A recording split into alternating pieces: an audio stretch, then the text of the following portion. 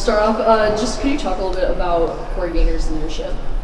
Yeah, Corey Gaynor, he's a great guy. Came in and started starting for us, and every day since then, he's been like on us, making us better as a unit. I feel like he's really brought all of us together as the starting center of the O-line, and just really making sure that we all like take each other accountable. In times of like what we want out of this season, what we wanted out of last season, how we're going to keep on improving throughout this preseason going on. Any stories from just the offseason or even in a game last year that kind of exemplify that? I would say, during like preseason, like our scrimmages, like, when, we're out there in the heat, mostly we're in the indoor practicing. He brings us together, telling us that, we need to like move past like how we're feeling, like what we need to do on the field. I feel like that really brings us together in terms of like, staying focused on the task that we have in front of us instead of like worried about, other things outside. How would you describe Randy Clemens' coaching style? What do you feel like you've learned the most over the past few months? I feel like I learned the most is just like my work ethic. Really, I feel like all of our work ethics on the O-line has definitely improved over the spring and leading up to the starting of the season. I feel like he brings like each and every one of us. He's going to coach each and every one of us and not go over anybody and make sure that we all have the same exact assignment. So we start creating that depth that we want. With people behind us. Mac has mentioned that depth before, how an ideal world he wants like 8 offensive linemen that can just slide in and do whatever. Do you see that depth starting to build? Yeah. We're definitely having a lot of depth building up with with left tackle like with Diego Pounds and right tackle with Trey Green and Eli Sutton. How coach has us sometimes moving like with Willie, our left guard, moving over to center, me moving to right guard. Ed Montillas coming out, moving over to right guard, or Adorno going to right guard or moving to left. So definitely that depth that we wanted to build, like since we all got together. Like I feel like we're starting to get into that. Mac told us yesterday Diego's getting a lot more reps with the Blues at left tackle, and you've been getting a lot more right guard lately. I know that you were there last year. Mm-hmm. Is that because he's doing so much better that you guys got to get him on the field and it's a way to keep you on the field, moving you to guard, or can you kind of take us through why that's been going on? Yeah, it's because with what he was saying earlier with Coach, he's definitely brought us up to like a higher level and definitely a higher standard. So with Diego, he's definitely getting better and definitely getting the reps that he deserves on blue. So Coach feels comfortable with moving him up to left tackle and moving me to right guard, or vice versa, things like that. So definitely all of our guys are working hard and all of our guys are definitely improving. But you're still primarily left tackle, right? Yes. Right? So you were a right guard before you moved to left tackle primarily. I know you played a lot of different positions, got a lot of work along the line. How has it been for you mostly being a left tackle in camp? It's been definitely challenging moving from right guard to left tackle, but with Coach helping me out with everything I need to do in terms of like staying square and making sure that my feet and alignment are straight. Left tackle, it can be difficult, but the transition, Coach has helped me out with that a lot, and I'm starting to get a lot better at that. I'm starting to feel like home now. What were some of the difficulties in that transition? I would say just in terms of like certain calls that we had that I would mix up sometimes, and in terms of just like how the way I set in terms of like how I have to stagger my feet and things like that. But like I said with coaching, went away immediately. When's the last time that you can remember that you were playing left tackle, or that was maybe your first position? Obviously, you played a lot along the line. The last time I played left tackle was in high school, like freshman, sophomore, and junior year, and then I moved over to the right side. But throughout college, I've been mostly on the right side with right tackle and right guard. Have you had any talks with anyone, regarding this shift? Maybe maybe Awesome or any guys who have played in the past to kind of help you make that transition to the left side? Yeah, I talked to Joshua Azuda a little bit, and or Jordan Tucker, our old starting right tackle.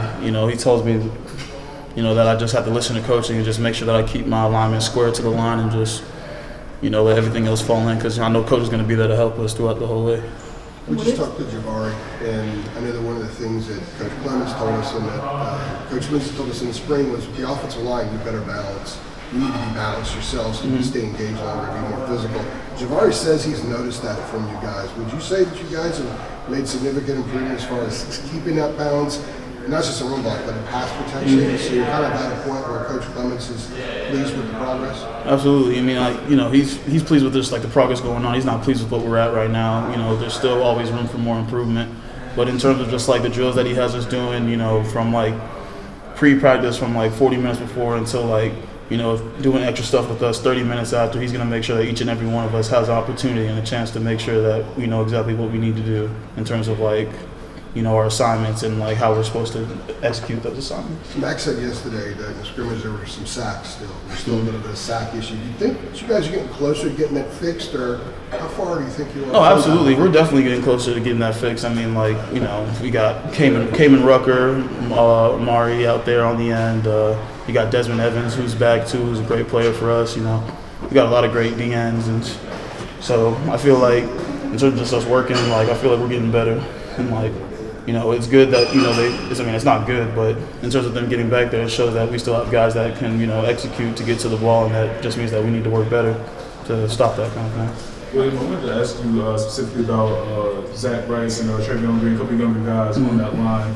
What have you kind of been seeing from them in practice as they kind of have been progressing and doing a lot of the things that you've been talking about? Great improvement. Both of them are very aggressive when it comes off the ball. You know, there's still some things, you know, they need to work on with like bringing their hands aside, but in the aspect of like just being tough and like wanting to do the right thing, you know, they're exceeding that level all the way through. For sure. And a word that Matt Brown was kind of using to describe, you know, the line as a whole is consistently being able to, you know, kind of put together consistent plays and things like that. You kind of being an experienced guy, you know, what kind of does it take to kind of establish that consistency on the front? It's definitely communication, and definitely with, you know, Corey Gaynor bringing us all together, and all of us like Spencer Rowland and me also bringing everyone on the whole line talking together, making sure that, you know, when it comes to us being on the line, it's communication, so that we know that, you know, if there's anything that we like mess up or like forget, we're all talking, we're all ready to go on to start the play. Chip's talked a lot about just trying to establish the run game more. Randy, obviously, with the kind of run the damn ball mantra. What have you guys specifically worked on in this fall camp in regards to creating opportunities for those RBs? I would say just like the drills that coach has us doing, you know, before and after after practice. In terms of just us like staying low, has bars, you know, we get under the chop our feet up and things like that. I just feel like the drills that he has us doing really prepares us for what we're about to see, you know, in game situations. I know so much pass blocking, it gets put on the offensive line, but it's, you know, it's a group of people, running backs, tight ends, quarterbacks, getting the ball out more and things like that. How do you all work on pass blocking both as a position groups individually, and then how does that come together as an offense as a whole? Well, in terms of position groups, we all come together. You know, we're doing air sets. You know, we have bungee cords that we wrap around our ankles to keep our stagger feet, so we're not like to bring them inside like this.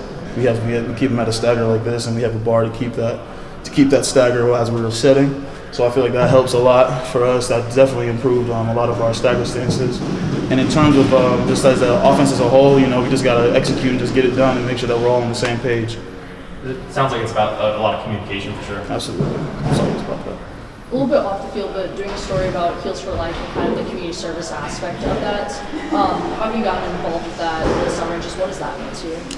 Going down near Carborough to the food pantry and helping out with boxing food is always just like, I did that before last year in a class. You know, it always just feels like a blessing just to do something bigger than myself and to help people out there that need it. So I feel like us all, like, you know, doing that and helping the community around, I feel like that, you know, really puts an impact on like everyone around here, and just like, you know, help other people other than myself.